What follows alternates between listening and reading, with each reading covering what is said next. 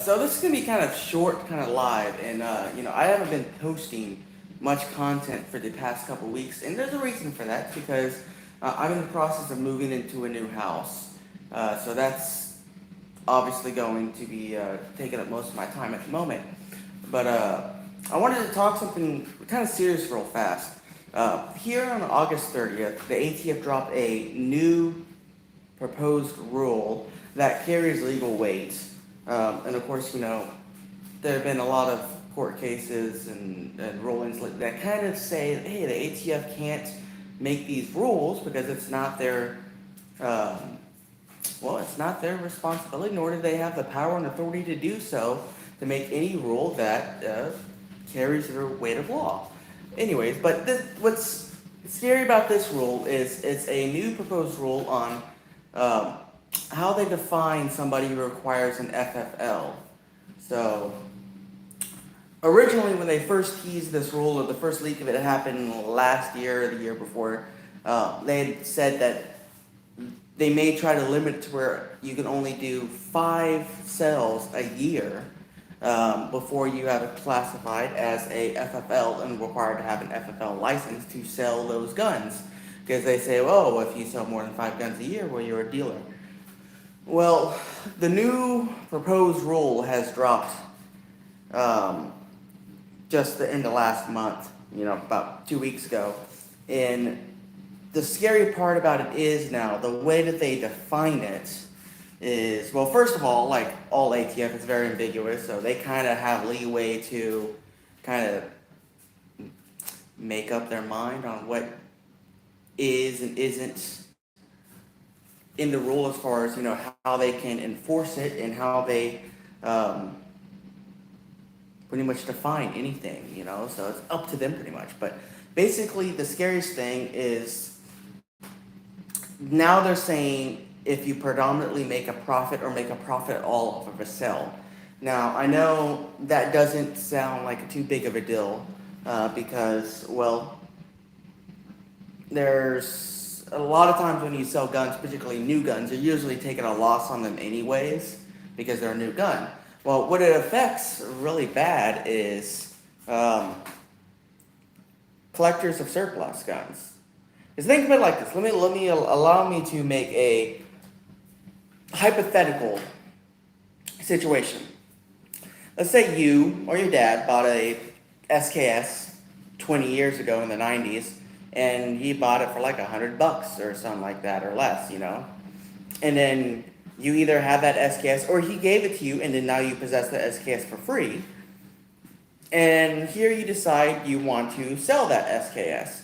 So you look up what the current value is now, and you say, oh, okay, they're selling for like $700 now in the condition mine is in. And you're like, well, you know what? I think the best place I can sell this is if I go to a gun show. Okay, so you take your SKS to a gun show, and as you're walking in with the SKS, a guy stops you and asks if you're selling it. And you say, yeah, it's for sale. And you tell him how much you're wanting for it and all that. And okay, yeah, he says he wants to buy it. Well, in the process of you doing the deal with this, you doing your due diligence, you decide you want to do a bill of sale, firearms bill of sale. So while you're doing this firearms bill of sale, you let slip that you've had this SKS for X number of years, and it's, you're selling it for this amount of money, and now the guy knows that, well, hey, you're making a profit over what you paid for this SKS, or you got this SKS for. That doesn't seem too big a deal, but now let's say that guy you're selling it to is an undercover ATF agent who went to that gun show for the sole purpose of trying to track down people or bust people for selling firearms who are making a profit, thus, under their new definition, need to have an FFL.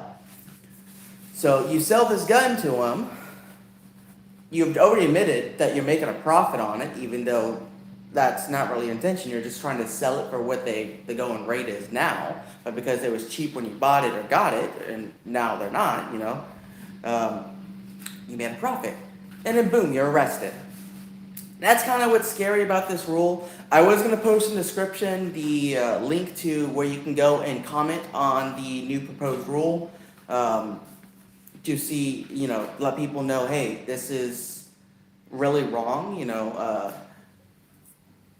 Collectors are going to be hit the most by this because there are a lot of collectors who buy and sell guns or trade guns, a couple times a year. I sell guns or trade guns a couple times a year just to advance my collection. Um, and they want us to have an FFL for that. So if you can find it, because I can't find that link anywhere to the proposed rule comment section. But if you can find it, please go comment, let the ATF know what's on your mind and what they're doing is wrong, and they don't have the authority or power to make these rules that have the power of law.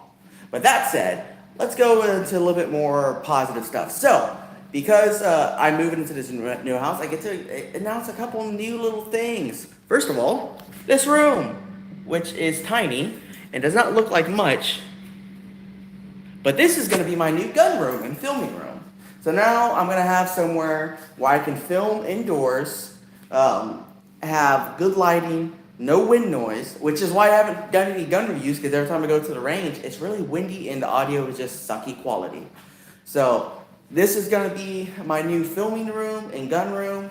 What I'm going to do is that entire wall, or this entire wall, is going to be pegboard. It's going to have all the guns hung up on it and stuff like that. It's probably going to be some 40, 50 guns on the wall. I'm going to have my desk on the opposite side of the room, where I'm also going to have my computer and stuff like that. And that's where I'm going to be doing my filming when I do these live videos, when I do gaming stuff that I'm going to be getting into, the gaming channel, which I've done nothing with because, well, I haven't had a gaming room.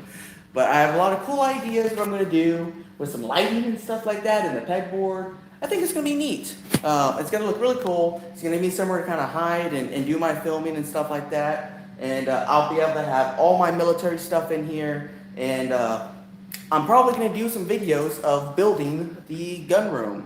So that's probably going to be a little series that I do. The other thing is I have a garage in this house. So I'm going to be building a shop where I'm going to be doing a lot of my builds and stuff at. Now, of course, I can't show any of that on YouTube, but that is going to be over on my Rumble and a few of my other accounts that do allow me to post content that show building stuff. So I will be posting more videos, that stuff, on my other places that are going to have some gun content as far as gunsmithing and stuff like that. So that's going to be kind of cool, some stuff I've been wanting to do, but I've been unable to do due to restrictions of living in a one-bedroom apartment. But anyway, you guys, hopefully I'll have some videos for y'all soon. It's just kind of slow right now with this move. Hunting season's about to start. I have some stuff coming from some of my contacts. Vector Optics is sending me out some cool stuff. And yeah, I don't know, somebody's talking about it. Vector Optics sending me some cool stuff. I've got another night vision scope that's supposed to be coming to me here pretty soon. I got the videos on the AKV, the FAL. I got a bunch of stuff that is coming in the pipeline. I just haven't been able to do it because, well, I've just been in the middle of this house situation. But anyways, guys, y'all have a good one, and I'll see y'all next time, and keep on keeping on.